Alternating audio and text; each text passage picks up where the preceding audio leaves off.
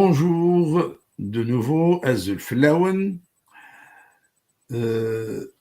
Hier, Abdelmajid Tebboune a accordé, ou plutôt a participé à la réalisation d'un entretien commandé, je dis bien commandé, à la chaîne de télévision Al Jazeera.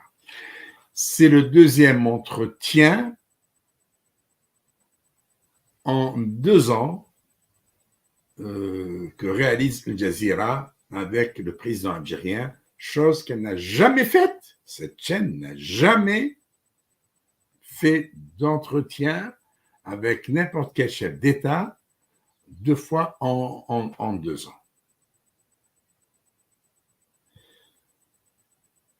Et puis, les journalistes venus interviewer Monsieur le Président de la République algérienne démocratique et populaire, ils sont venus beaucoup plus pour servir la soupe, comme on dit dans le jargon journalistique, que de poser les questions, les vraies questions, c'est-à-dire les questions qui fâchent, comme on dit aussi dans le jargon journalistique. Si au mois de juin 2021, on a eu droit à Abdelkader Ayad, un ancien journaliste de la télévision algérienne, qui a fait par la suite ses preuves à Al Jazeera, et qui n'a jamais interviewé de président algérien depuis qu'il était à Al Jazeera. Il a fait preuve d'un professionnalisme sans faille. Sauf que, en juin 2021, sur pression de ses responsables, et évidemment, il ne pouvait pas dire non, donc on l'envoie à Alger réaliser une interview avec Tebboune. Une interview également commandée. Parce qu'il ne faut pas oublier que pendant toute la durée du mandat de Bouteflika, Jazeera était boycotté par le régime algérien. Deuxième, il y avait même des journalistes qui travaillaient à Al Jazeera qui étaient fâchés contre Bouteflika. Entre autres, Khadija Benguenna, qui a réalisé l'interview d'hier, et Hafid Daraji, et qui aujourd'hui sont favorables à Tebboune, comme si Tebboune était meilleur que Bouteflika, comme s'il n'y avait pas de détenus d'opinion et de détenus politiques en Algérie, comme si en Algérie des réalisations poussent quotidiennement au grand bonheur du peuple algérien, comme si en Algérie tout va pour le mieux, alors que ça va de mal en pis de la vie des Algériens lambda, qui n'ont rien à voir avec la politique, mais ces Algériens qui disent souffrir de pénurie, de manque d'huile, de manque de ceci, de cela. Voilà. Donc, l'interview a été réalisée, elle n'est pas encore diffusée. C'est le site d'Al Jazeera, aljazeera.net, qui a diffusé quelques bribes, quelques extraits de cet entretien. Et très bien. Et qu'est-ce qu'on trouve dans cet entretien? On relève pas mal d'incohérences, plutôt que des incohérences. 4 points ont été abordés, c'est-à-dire, comme on les a vus selon les extraits diffusés sur le site de Jazeera. Premier point, c'est les relations de l'Algérie avec le Maroc. Et là, Tebboune n'a pas été loin pour lancer de manière laconique les relations avec le Maroc ont atteint le point de non-retour. Point final. Sans fournir le moindre argument ni avancer une seule raison qui lui fait prononcer pareille sentence. Et sans que la journaliste ne lui demande d'expliquer le pourquoi et du comment.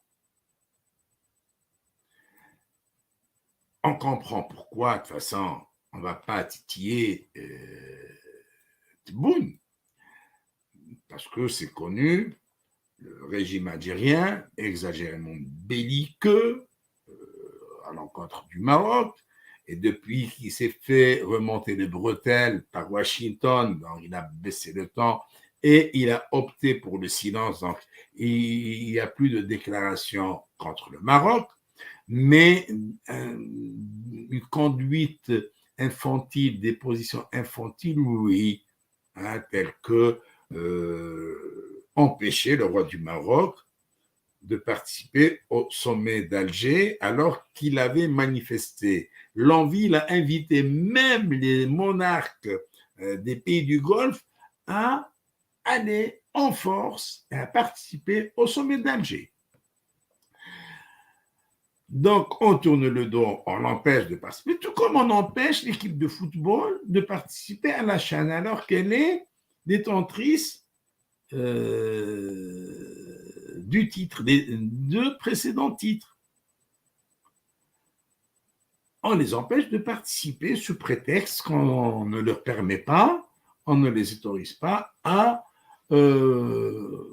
venir à Alger à bord d'un avion de la Royal Air Maroc. C'est comme si vous invitez quelqu'un à votre fête et vous lui dites prenez un taxi, ne venez pas en voiture, dans votre voiture. Prenez un taxi ou bien faites du stop ou voyez quelqu'un qui vous accompagne. Mais ne venez pas dans votre voiture. Donc voilà, à part ces quelques comportements vraiment infantiles qui ne font pas honneur à un État de l'envergure de l'Algérie. Parce que finalement, ces agissements ne font que réduire l'Algérie à la taille de ses dirigeants. Des dirigeants qui sont de véritables nains sur la scène politique. Donc, les raisons de cette rupture, Tebboune ne les explique pas, il ne les fournit pas. Mais on sait tous que l'hostilité avérée du régime algérien à l'encontre du Maroc s'explique aisément par la volonté de maintenir le danger extérieur, entre guillemets, parce qu'il y a un danger extérieur pour justifier la répression sur un peuple qui refuse de lui accorder la légitimité populaire qui lui fait tant défaut depuis son accession ou son entrée au palais présidentiel de Mouradia à bord d'un char d'une armée dont le commandement est aujourd'hui en prison, pratiquement plus d'une quarantaine d'officiers généraux en prison pour détournement des deniers publics, enrichissement illicite. Et ceux qui sont dehors, cela ne signifie pas qu'ils sont saints, qu'ils n'ont rien fait. Ce sont eux aussi des voleurs, ce sont eux aussi des délinquants en tenue militaire. Pour preuve, vous savez, le patron de la sécurité de l'armée, le général Menadjba, qui a été emprisonné, condamné à 8 ans de prison. Cela a été annoncé en ouverture du journal télévisé du soir de la chaîne publique, et on dit qu'il a été mis en prison pour enrichissement illicite. Condamné à 8 ans de prison, il ne fera pas et ne purgera pas cette peine. Au bout d'une année, il est libéré en catimini et aujourd'hui, il est à la tête de la sécurité extérieure pour faire face à ses homologues étrangers. Quelle honte! L'autre raison de cette rupture, c'est que le Maroc connaît depuis quelques années un développement socio-économique qui fait rougir de honte le régime algérien, pourtant beaucoup, beaucoup mieux nanti financièrement. Attendez, c'est très simple. Dans une Algérie où les gens n'arrivent même pas à trouver de l'huile au Maroc, l'huile... L'huile, voilà. Quoi? Voilà, dans un supermarché marocain. C'est un ami qui m'a envoyé ces images aujourd'hui. En Algérie, on ne trouve pas de lait. Il faut se lever tôt ou bien veiller tard pour avoir un sachet de lait d'une seule marque. Au Maroc, ce n'est pas.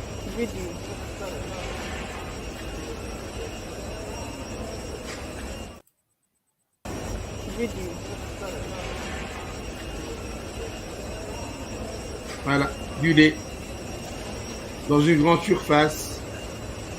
Je ne sais pas si c'est à Casa ou à Rabat, mais en tous les cas,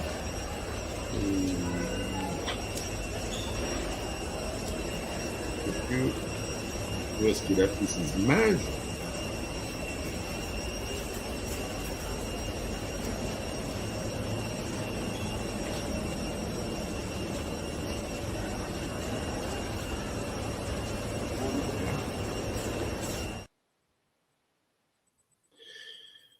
Et il m'a parlé également des gaz butane. Il me dit aussi une autre vidéo que j'ai filmée pour le gaz butane. Il y avait partout, sans crise, et le même prix, 50 dirhams, soit 5 € la bouteille en dinars. Entre un peuple qui baigne dans le pétrole, le gaz, le fer, l'or, tout ce que vous voulez comme richesse naturelle, qui vit dans une pauvreté extrême, n'arrive même pas à avoir de l'eau dans son robinet le matin. Ça, c'est devenu une habitude dont on ne parle plus. On ne parle plus de l'eau qui manque dans les robinets, mais de l'huile, de la semoule, du lait, on n'en trouve pas.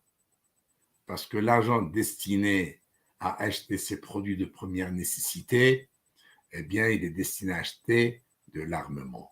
18 milliards de dollars, budget de l'armée algérienne pour acheter de la ferraille aux Russes, aux Turcs aussi, parce qu'on fait des affaires avec les Turcs, il y a des pots de vin avec eux, et on achète aussi des armes aux Chinois. Voilà. Donc, on ne doit pas permettre au peuple algérien de voir comment on vit au Maroc. Dans quelles conditions on vit. Il faut qu'on donne toujours cette image d'un Maroc pauvre, d'un Maroc où il ne fait pas bon d'y vivre. Et ça, c'est l'histoire, l'image qu'on veut entretenir dans l'imaginaire de l'Algérien et qui est complètement fausse. Autre chose, dans cet entretien, le deuxième point qui a été soulevé, c'est celui des relations avec la France. Avec la France, il dit que les relations sont fragiles, mais il annonce que l'ambassadeur d'Algérie à Paris ne tardera pas à retourner à son poste, après avoir été rappelé le 8 février dernier, comme tout le monde le sait, pour une raison que nul autre État dans le monde ne lui aurait accordé crédit. C'est l'affaire d'opposante franco-algérienne, Amira Bouraoui, qui a regagné la France à partir de la Tunisie en fuyant l'Algérie clandestinement. Pardon. Suite à cela, l'Algérie rappelle son ambassadeur. Voilà, on est fâché, on rappelle l'ambassadeur. Cela s'est déjà fait le 2 octobre 2021 en réaction à des propos relayés par le quotidien Le Monde du président français Emmanuel Macron qui affirmait que l'Algérie, après son indépendance en 1962, s'était construite sur une rente mémorielle entretenue par le système politico-militaire. Et là, on s'est fâché. Et on rappelle son ambassadeur et il n'est rétabli que 3 mois plus tard, soit le 6 janvier 2022.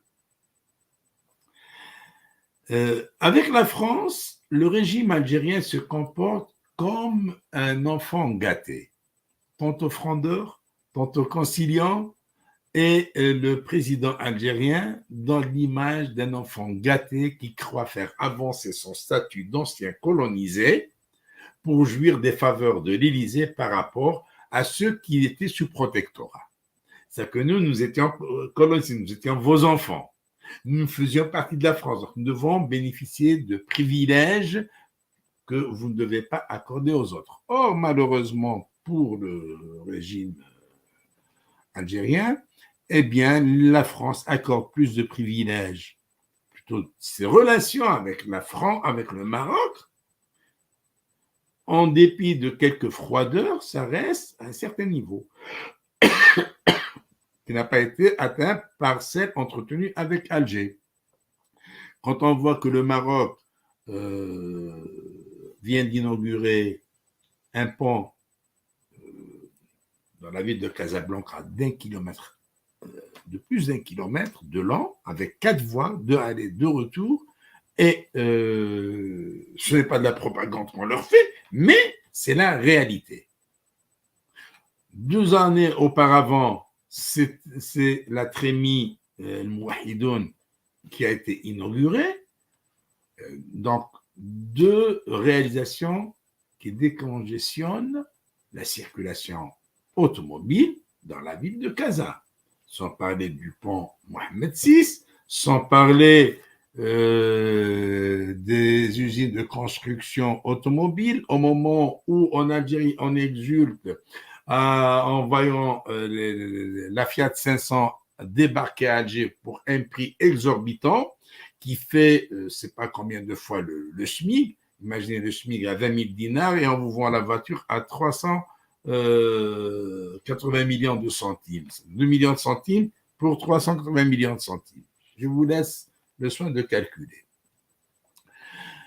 Eh bien, en ce moment-là, au Maroc, on sort la première voiture fabriquée 100% au Maroc, une voiture hybride. En plus de cela, on est donc dans le moderne. Alors, ce Maroc-là, qui aussi a réussi à développer ses contrées du Sud et qui a réussi à s'imposer sur la scène internationale pour que sa souveraineté sur les territoires du Sud soit reconnue. Ça fait mal au pouvoir algérien, au gouvernement d'Alger. Et lorsque un État parmi tous ceux d'Europe et du monde qui ont soutenu le plan d'autonomie du Maroc sur les provinces du Sud, Alger se fâche. Et d'ailleurs, c'est le 3e point soulevé par Tebboune dans son entretien accordé, ou plutôt demandé à la chaîne Al Jazeera.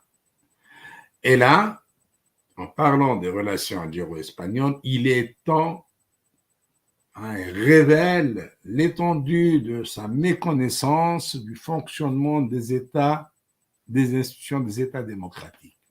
Sinon, comment expliquer que Tebboune n'a rien trouvé d'autre à dire au sujet du soutien de Madrid au plan d'autonomie des territoires du Sud marocain proposé par le royaume alawite pour clore le dossier du Sahara occidental? Abdelmejid Tebboune explique que ce soutien madrilène est le fait du seul premier ministre ibérique, Pedro Sanchez. Comme si en Espagne, un premier ministre pouvait mener à sa guise la politique de son pays sans avoir besoin de l'approbation du Parlement et des autres institutions de l'État. Et d'ajouter, l'Espagne feint d'ignorer quelle était la puissance colonisatrice et continue d'avoir une responsabilité sur le territoire sahraoui. C'est comme s'il demandait aux anciennes puissances coloniales de continuer d'exercer leur pouvoir sur leurs anciennes colonies. L'accepterait-il dans ce cas pour l'Algérie? Ça ne rien comprendre avec un homme qui montre à chacune de ses sorties médiatiques ses limites en matière de connaissances politiques. Donc, on comprend ces militaires, ces bidas qui ne veulent plus de lui. Et lorsque le président algérien affirme qu'il maintient le contrat gazier avec l'Espagne juste par pitié envers le peuple espagnol pour lui permettre de se réchauffer, Eh bien, c'est une déclaration qui suscite, qui provoque l'hilarité, non seulement des Espagnols, mais de tous ceux qui prennent connaissance de cette déclaration. On remarque bien que la presqu'île ibérique est aujourd'hui, aux yeux des dirigeants algériens, l'ennemi numéro 2 après le Maroc. Pourtant, l'Espagne n'est pas le seul pays au monde, comme je l'ai dit tout à l'heure, à avoir soutenu le plan marocain d'autonomie du Sahara occidental. Faut-il rappeler que 28 pays ont ouvert des consulats à Dakhla et Laayoune, dont la majorité sont des pays africains et arabes. Faut-il rappeler que les États-Unis d'Amérique n'ont pas seulement soutenu le plan d'autonomie, mais ils ont reconnu la marocanité du Sahara. Que les pays arabes amis de l'Algérie, tels que les Émirats, l'Arabie Saoudite, le Qatar, tous ces pays ont reconnu la marocanité, y compris le Qatar, là, la marocanité du Sahara. Pourquoi ne pas se fâcher contre eux? Le régime d'Alger n'a pas branché, n'a pas dit un traître mot, ou a fait la moindre réclamation, la moindre contestation, protestation contre les Américains ou contre les pays arabes du Golfe. Voilà ce que c'est être incohérent dans ses pensées, dans ses idées, dans sa conduite, dans sa manière de mener la politique d'un État de l'envergure de l'Algérie, un État qui est trop grand pour ces gens qui le dirigent aujourd'hui. Comme on dit, il y a un proverbe algérien qui dit hein, la chaussure n'est pas leur pointure. Merci de votre attention et je donne rendez-vous à mes fidèles followers en langue arabe pour un entretien, pour une intervention vers les coups de 20h30, puisque je suis invité dans quelques minutes sur la chaîne satellitaire Canal 22 pour un entretien qui va porter sur les relations encore algéro-marocaines. Oui, ça s'impose, ça s'impose. Voilà. Merci de votre attention et à très bientôt.